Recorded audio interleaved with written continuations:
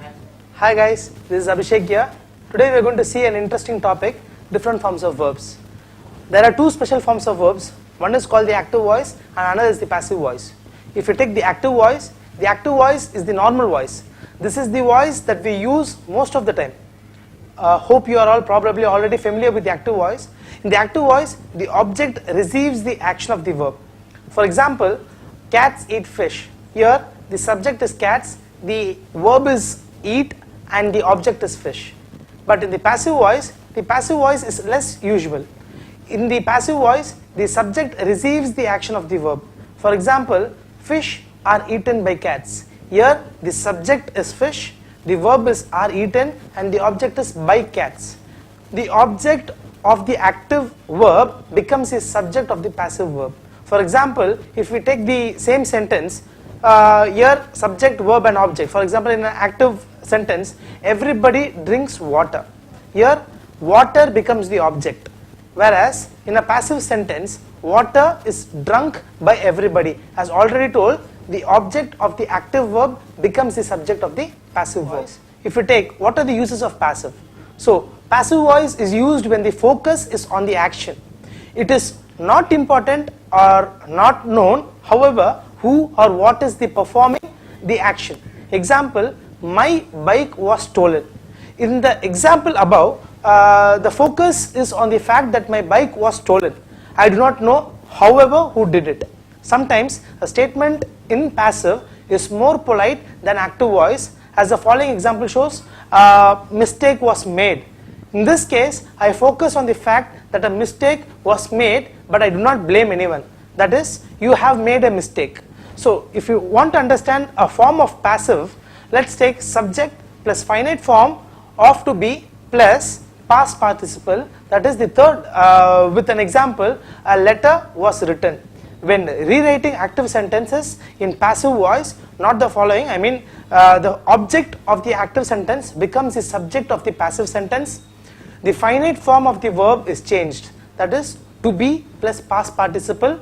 Then the subject of the active sentence becomes the object of the passive sentence. That is, if you want to understand the following rules, the above mentioned rules as we are talking, these rules play a vital role. Now the passive sentences with two objects.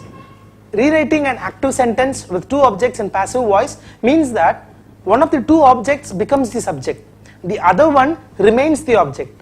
Which object to transform into a subject depends on what you want to put the focus on.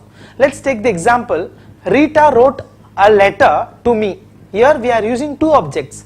The active, here the subject is Rita, the verb is wrote, and the first object is a letter and the second is to me. If you take the passive, a letter was written to me by Rita.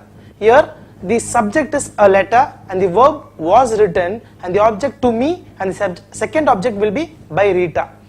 And in this example, Rita does not sound very elegant. That's why it is usually dropped. Personal and impersonal passive voice. Now if you take the personal passive, the personal passive simply means that the object of the active sentence becomes the subject of the passive sentence. So every verb that needs an object, transitive verb that is, can form a personal passive. Let's take an example. They build houses. Houses are built. This is an example of personal passive.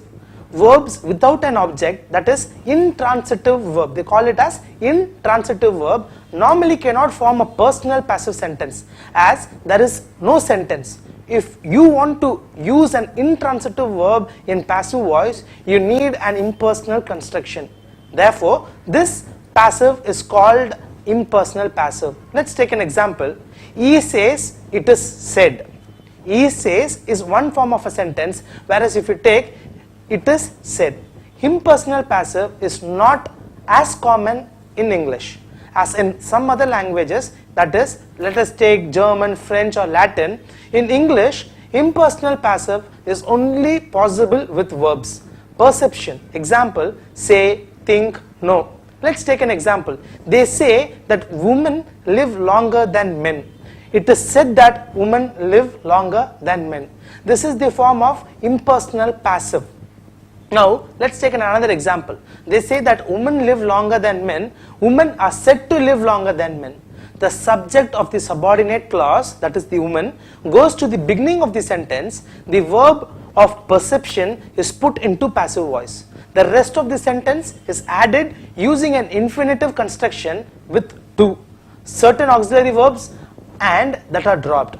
Sometimes the term personal passive is used in English lessons if the indirect object of an active sentence is to become the subject of the passive sentence. Sometimes the term personal passive is used in English lessons if the indirect object of an active sentence is to become the subject of the passive sentence. So guys, hope this was informative. Now we have seen the importance of active and passive voice. So these are the two types of voices. Thank you.